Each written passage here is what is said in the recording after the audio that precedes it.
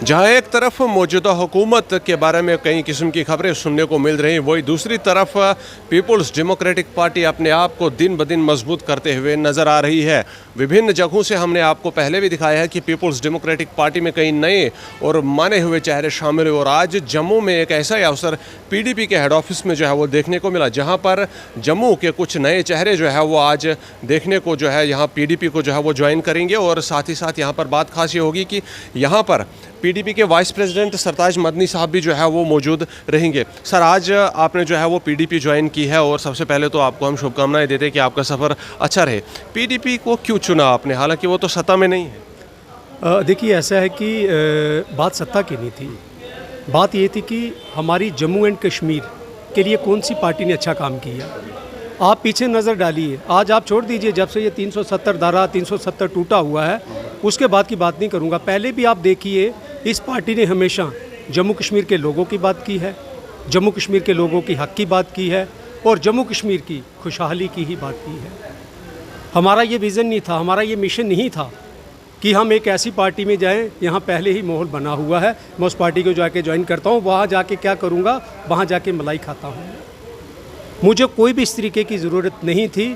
जिस तरीके के अंदर मैंने जम्मू में देखा है कि जब मैं अपने घर से बाहर निकलता था, एक तवी पुल के ऊपर हेजिटेशन हुआ करती थी, एक पीएचई दफ्तर के बाहर हुआ करती थी, एक यूनिवर्सिटी के बाहर हुआ करती थी। ना जाने जम्मू के अंदर कितनी हेजिटेशन हुआ करती थी और मेरा दिल अंदर से रोता था कि हमने किन कातलों को वोट दे दिया हमने। ठीक है, उनको हम कातिल ही कहेंगे क्योंकि वो हमारी कौम के कातिल हैं। वो लंबा टीका लगा लें चाहे परना पहन लें। कौम ने उनको क्यों सपोर्ट किया? फिर इलेक्शंस में देखा गया कि जो पार्टियां इस वक्त रूल कर रही है, जम्मू से भी बीजेपी ने काफ़ी सीटें ली, कश्मीर से पीडीपी डोमिनेंट, ये माफ़ कीजिएगा एनसी डोमिनेंट रही। क्यों आवाम जो है वो इनको समर्थन कर रही है और आपके विजन पर जो है वो आवाम जो है वो उतना ध्यान नहीं दे रही है? देखिए, ऐसा है कि मैं बताना चाहूँगा, आज आप देश के अंदर देखिए क्या हालात बने हुए हैं। ठीक है, देश के अंदर हर चीज़ को खरीदा जा चुका है। ठीक है, जुडिशली कली वो भी खरीदी जा चुकी है, जज खरीदे जा चुके हैं। ठीक है, अपना जितना भी हमारा ईवीएम खरीदी जा चुकी है, सभी को यहाँ पे खरीदा जा चुका है। अगर कभी जम्मू कश्मीर में कभी फेयर इलेक्शन हो जाए तो मुझे नहीं लगता कि बीजेपी की यहाँ से कभी वापसी हो पाएगी। क्या नेशनल कॉन्फ्रेंस ने भी ईवीएम में सेटिंग की थी? हाँ, ये तो देखिए, पहले ये बाप बेटा तो ये पहले ही वहाँ पे बैठे हुए थे। ये मोदी जी की गोदी में, अमित शाह की गोदी में तो इलेक्शन से पहले ही बैठे हुए थे ये, और ये पूरी सेटिंग थी वहाँ पे, पूरा सेटिंग था कि इस तरीके का हमने माहौल बनाना है। आपने कभी देखा है कि जम्मू कश्मीर में इतनी शांति से इलेक्शन हो जाए? और ये जो इलेक्शन हुआ है ये कितना शांतिपूर्व हो गया, कोई लड़ाई झगड़ा कुछ नहीं हुआ, क्योंकि पहले से ही ये सेटिंग था। तो आप पीडीपी में आकर के अभी आपको 5 साल तो वेट करना ही पड़ेगा क्योंकि हुकूमत किसी और की, तो 5 साल आप स्ट्रगल करेंगे? डेफिनेटली। देखिए, ऐसा है कि अगर स्ट्रगल होगी तो अच्छी बात होगी, क्योंकि वो कहते हैं ना कि जो आदमी ज़िंदगी में लड़ा ही नहीं उस जीत का क्या फ़ायदा है। हम लड़ेंगे और हम लड़ने के लिए तैयार हैं, इसीलिए तो हम पीडीपी में आए हैं। अगर हम लड़ने के लिए तैयार नहीं होते तो रविंदर रैना तो कहता था कि हमारे पास आ जाओ। बठिंडी में हम फारूक अब्दुल्ला साहब मेरे को मिले थे, वो तो कहते थे हमारे पास आ जाओ। हम तो लड़ने के लिए तैयार बैठे हुए हैं। जम्मू कश्मीर के लिए आप क्या कुछ जो है वो इस वक्त मौजूदा हालात से निकलने का जो है वो एक विजन प्रपोज करेंगे? अगर हम जनता को आपके विचार जो है वो दिखाना चाहेंगे, और मौजूदा हुकूमत के बारे में भी एक खबर जो है वो सुनने को आ रही है, रूहुल्लाह महदी और उसके बाकी कुछ एमएलए को, क्या कहेंगे उस पर भी आप? देखिए, ऐसा है कि सबसे पहले कि आपने ये सवाल किया, बड़ा अच्छा सवाल मुझे आपका लगा कि क्या करना चाहिए। यहाँ पर हम सब लोगों को इकट्ठा होना होगा। आप धर्म की राजनीति को छोड़ दीजिए, ये मुस्लिम है, ये हिंदू है, ये सिख है, क्योंकि हमें इसी में उलझाया जा रहा है यहाँ। ठीक है, कभी मस्जिद को तोड़ा जा रहा है, कभी मंदिर को तोड़ा जा रहा है, कभी कुछ न कुछ ये इनकी ड्रामेबाजी चल रही है। क्यों चल रही है?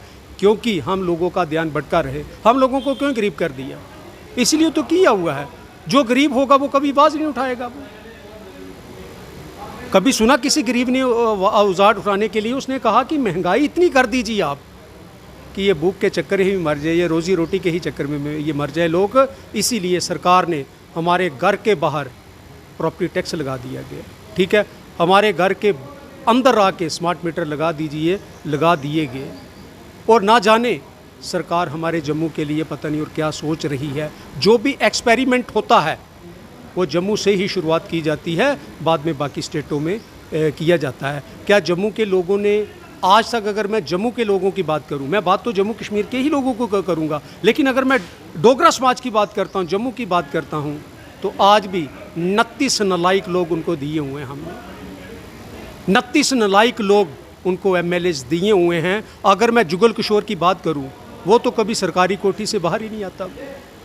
हाँ, वो एक चीज़ आके बोलता है पार्लियामेंट में जाके, जी ट्रेन स्टार्ट हो गई है, जी मेट्रो जम्मू में शुरू हो गई, तो मेट्रो का नक्शा भी नहीं बना था तब। क्या जो रुहुल्ला महदी के बारे में खबर सुनने को आ रही है वो आपको लगता है कि सरकार के लिए खतरा है?